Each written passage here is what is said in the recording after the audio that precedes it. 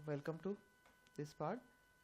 हम लोग चल रहे हैं ITR 3 पर। ITR 3 के फर्स्ट शीट के बारे में हम लोग डिस्कस कर लिया था। Second sheet nature of business है।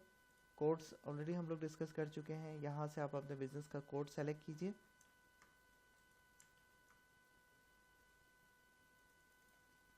बिजनेस का कोड सेलेक्ट कीजिए। जितने भी कोड बनाए गए हैं इनकम टैक्स के वो सभी यहाँ अवेलेबल हैं। ट्रेड का नाम लिखिए। शीट इज वैलिडेट कर दीजिए। कंप्लीट है।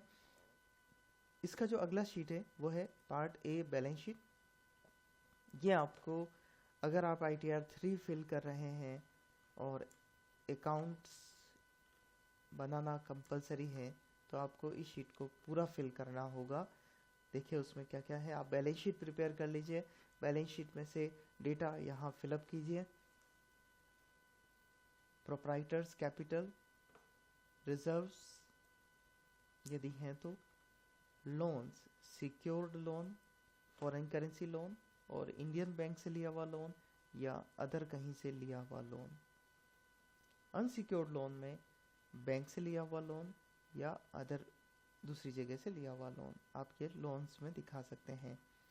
अगर डेफर्ड टैक्स लायबिलिटी है तो आप इस जगह दिखा सकते हैं। देखिए लायबिलिटी साइड यहाँ समाप्त हो गई। Sources of fund, current liability side में नहीं ली गई है। इसके बाद हम अगर एसेट साइड में चले, फिक्स्ड एसेट्स, ग्रॉस ब्लॉक, सभी एसेट्स पे डेप्रिसिएशन घटाने से पहले वाली जो वैल्यू है उसे आपको यहाँ पे टोटल में ले लेना है। सभी एसेट्स पे डेप्रिसिएशन आप ले लेंगे। Net block, capital work in progress, अगर कंस्ट्रक्शन चल रहा है, कैपिटल का मैन्युफैक्चरिंग हो रहा है, कैपिटल एसेट्स का मैन्युफैक्चरिंग हो रहा है तो आप उसे कैपिटल वर्क इन प्रोग्रेस में दिखा सकते हैं। Investment, long term, government coated, non government और अदर सिक्योरिटीज अनकोटेड आप यहाँ दिखा सकते हैं। शॉर्ट टर्म इन्वेस्टमेंट अगर कर रखा है, इक्विटी शेयर्स, प्रेफरेंस शेयर्स या डिबेंचर आप यहाँ दिखा सकते हैं।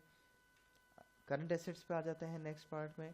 करंट एसेट्स में ये सबसे पहले हमारे से इन्वेंटरी पूछ रहा है।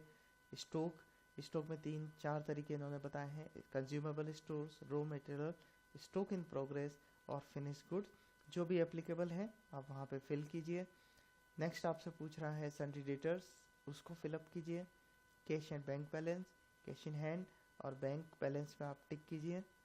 अदर करंट एसेट्स पे टिक कर दीजिए। लोन्स एंड एडवांसेस में फिलअप कीजिए। इसके बाद देखिए टोटल करंट एसेट लेने के बाद करंट एसेट्स में से ये करंट लायबिलिटी को लेस करवा रहा है और करंट लायबिलिटी में ये आपको दे रहा है sundry creditors, liability for leased assets, interest accrue on above, interest accrue but not due, ये चारों आप फिल कर सकते हैं अगर एप्लीकेबल हैं तो। Provisions for income tax, leave encashment, superannuation और gratuity and other provisions. Less करने के बाद ये नेट एसेट्स निकाल रहा है, net current assets. Miscellaneous expenditure not written off और एडजस्टेड, डेफर्ड टैक्स एसेट्स अगर हैं तो यहाँ लिखिए। Profit and loss accumulated balance को यहाँ लिखिए और उसके बाद टोटल एप्लीकेशन ऑफ फंड यहाँ लिख सकते हैं। तो ये बैलेंस शीट का पूरा फॉर्मेट हुआ। जहाँ बैलेंस शीट अगर आपने फिल बना रखी है तो उसमें से वैल्यूज लिखनी है यहाँ पे आपको। यदि 44AA के तहत अकाउंट्स रखना कंपलसरी नहीं है और आपने पूरी बैलेंस शीट नहीं बना रखी है, पर याद रखिए 44AA में अकाउंट्स रखना कंपलसरी नहीं हो तो ही आप ये नो अकाउंट केस सेलेक्ट कर सकते हैं। इसमें आपको सिर्फ 4 चीज़ें फिल करनी होगी। Amount of debtors, creditors, stock और कैश बैलेंस।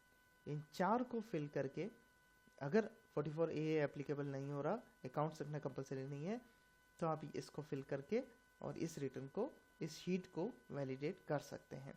इसके बाद नेक्स्ट फॉर्मेट मैन्युफैक्चरिंग कंपनी से रिलेटेड है जिसमें opening stock, closing stock, purchase, sales ये सभी हैं और डिटेल में है raw material work in progress के साथ में।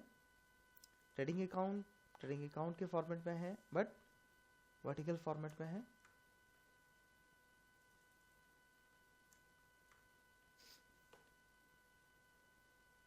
आपको यहीं से फिल करना चालू करना होगा। अगर ट्रेडिंग और P&L किसी संस्था का आपने बना रखा है देखिए सबसे पहले ट्रेडिंग अकाउंट की शुरुआत सेल से हो रही है, revenue from operations.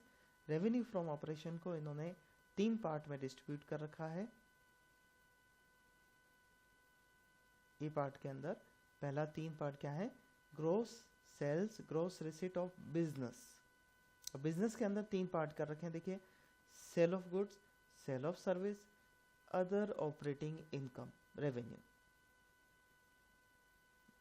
Sales of goods है, आप इस जगह फिल कीजिए। सर्विस प्रोवाइडर है, इस जगह फिल कीजिए, टोटल अपने आप हो जाएगा। और अदर कोई रेवेन्यू है तो यहाँ पे आप उसका नेचर दिखा के कि वो बिजनेस नेचर की है, उसको दिखा के आप अमाउंट फिल कर सकते हैं। और यदि ग्रॉस रिसीट फ्रॉम प्रोफेशन है तो इस जगह से लिखिए। तो इट मीन्स ये क्लियर है कि बिजनेस के केस में गुड्स सेल कीजिए, सर्विस सेल कीजिए, दोनों अलग अलग आपको दिखाने होंगे। और प्रोफेशन है तो उसकी जो रिसीट्स हैं वो आपको ग्रॉस रिसीट बी पार्ट में दिखानी होगी। इसके बाद सी इन्होंने दिया है duties and taxes, cess received और receivable in respect of goods received, goods and services sold और सप्लाइड। अगर ये रिसीव्ड है या रिसीवेबल है तो आपको इस जगह फिलअप करना होगा। इसके बाद में देखिए ट्रेडिंग अकाउंट की क्रेडिट साइड का दिया closing stock, sales plus closing stock. 6 number point पे टोटल अपने आप हो जाएगा, total of credit side of trading account. अब चलते हैं ट्रेडिंग अकाउंट की डेबिट साइड में, और डेबिट साइड में हमारे को दिया सबसे पहले ओपनिंग स्टॉक, फिनिश गुड्स का, क्योंकि रॉ मटेरियल और वर्क इन प्रोग्रेस का इन्होंने ऑलरेडी मैन्युफैक्चरिंग अकाउंट में ले लिया है। Purchase, direct expenses, carriage inward, power, other direct expenses. आप यहाँ पे नेचर टाइप कीजिए, उसका अमाउंट टाइप कीजिए, अमाउंट अपने आप बाहर चला जाएगा। ड्यूटीज एंड टैक्सेस पेड, जैसे custom duty, countervailing duty, special additional duty, ये सब अब बंद हो चुके हैं। Cost of goods sold, goods purchased, produced, यहाँ आ जाएगा। ग्रॉस प्रॉफिट अपने आप कैलकुलेट होके आ जाएगा। तो ट्रेडिंग अकाउंट यहाँ दी एंड हो गया। ये ग्रॉस प्रॉफिट हमारा नेक्स्ट पेज पे P&L वाले पेज पे अपने आप ट्रांसफर हो जाएगा। और इसके बाद अब अपने को P&L का डिटेल फिल करना है, कौन कौन से एक्सपेंडिचर के हेड्स हैं जल्दी से देख लेते हैं। देखिए अदर इनकम, अगर अदर देन गुड्स सेल्स और सर्विसेज से है, रिलेटेड नहीं है तो other income, rent, commission, dividend, interest, profit on sale of fixed asset. अगर ये बिजनेस की इनकम्स हैं तो आपको यहाँ लिख लेना है। Total of credit side of P&L total कर लेगा। देन डेबिट साइड के एक्सपेंसेस में जो लिस्ट आउट है, हम लोग एक बार ओवरव्यू ले लेते हैं ताकि हमें पता रहे कि कौन सा एक्सपेंसेस है जिसका इन्होंने हेड दे रखा है। Freight outward, consumption of stores, power, rent, repairs to building, repairs to machinery, compensation to employees में salary, bonus, reimbursement of medical expenses, leave encashment, leave travel benefit. इस तरीके से आपको काफ़ी लिस्ट आउट दे रखा है।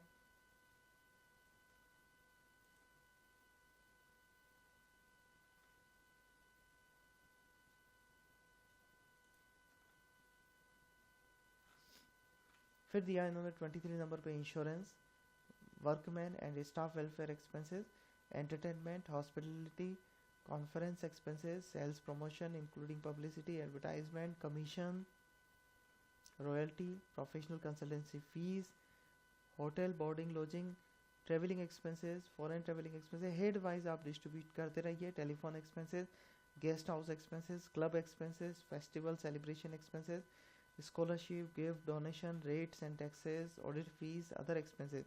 देखिए जब अदर एक्सपेंसेस की बात करें तो यहाँ पे जिन जो ऊपर वाले हेड्स में नहीं आए, यहाँ पे आप उसको 8 रो करके enter the number of rows you want to add below selected. अच्छा, तो जैसे हमें 4 के नीचे डालना है तो ओके कर दीजिए। 5, 6 नंबर 4 और आ गई हैं। जितनी रो चाहिए उतना एडिशन यहाँ पे हो जाएगा। फिर लिखिए bed dept, others, provision for bed dept, other provisions, interest, depreciation का total figure, net profit before taxes आ जाएगा। एंड देन इंडिविजुअल के लिए इन जनरल आगे वाले एप्लीकेबल्स नहीं होते हैं। अगर ITR 3 फिलअप करना पड़ रहा है और कंपटीशन और प्रिजम्पटिव इनकम भी है तो प्रिजम्पटिव वाला पूरा का पूरा कॉपी पेस्ट यहाँ पे ITR 4 का इंफॉर्मेशन यहाँ पे है जो ITR 4 के रिटर्न्स में हम लोगों ने देखा है वो पूरा कॉपी किया हुआ है। वहाँ से आप यहाँ जो 44 ADA और 44 AE की इंफॉर्मेशन है वो इन्होंने मांग रखी है।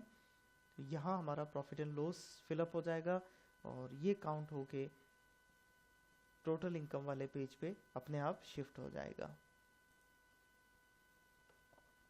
तो इसके बाकी के इंफॉर्मेशन पढ़ के हम लोग इसे कैसे XML और जनरेट करेंगे वो अब नेक्स्ट पार्ट में देख लेते हैं। Thank you.